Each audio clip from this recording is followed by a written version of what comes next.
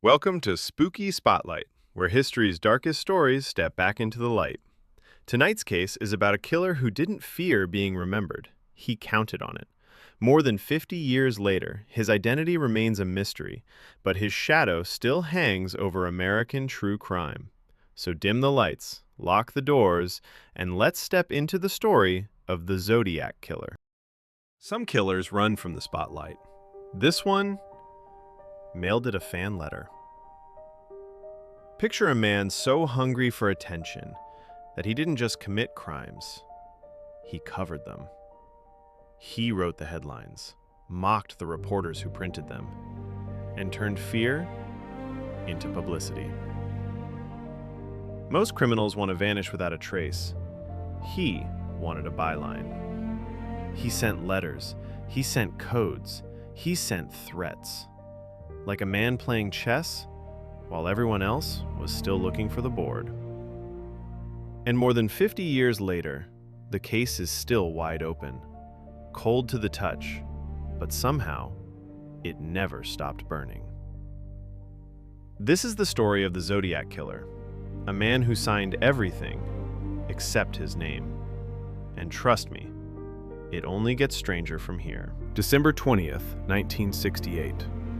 A lonely road in Northern California, dark as a closed door. Two teenagers, David Faraday, Betty Lou Jensen, parked where young couples park, somewhere quiet, somewhere private, somewhere they thought was safe.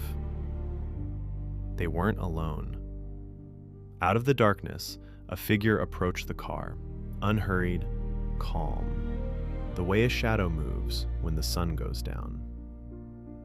By the time the night was over, that quiet road had gone silent, in a way no road ever should.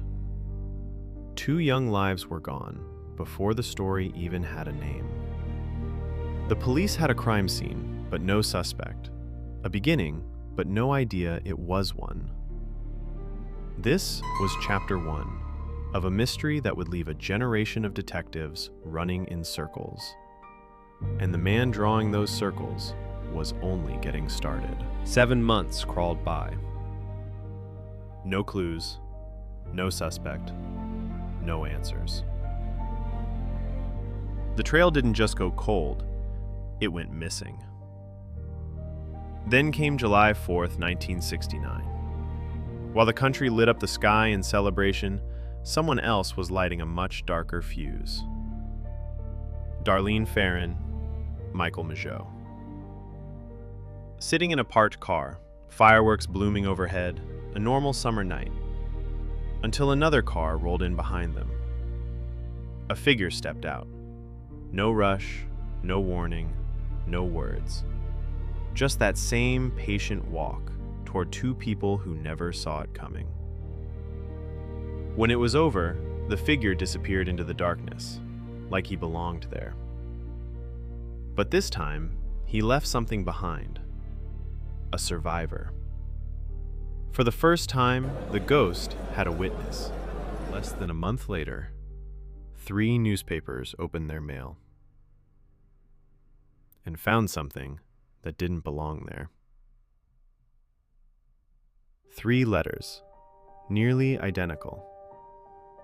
Each one claiming responsibility.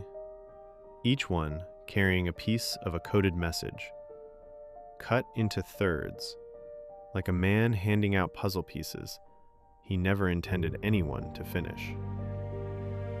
And every letter ended with the same threat. Print this, or more people die. This wasn't a confession. It was a marketing campaign, written in fear and delivered by murder. He wasn't hiding from the press. He was using it. Building a brand before the word existed. An influencer with no followers, only victims. Then came 4 words. 4 words that transformed a case into a legend. This is the Zodiac speaking. Just like that, he had a name. And America had a nightmare. Murder wasn't enough. He wanted mystery. His first cipher contained 408 symbols, a wall of nonsense, a challenge, a dare. Police scrambled, experts scrambled, code breakers scrambled.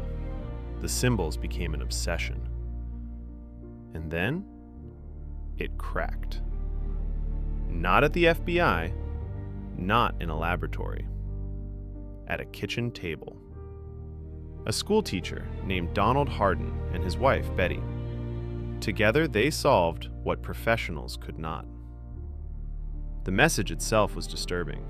He claimed he enjoyed killing, that it excited him, thrilled him.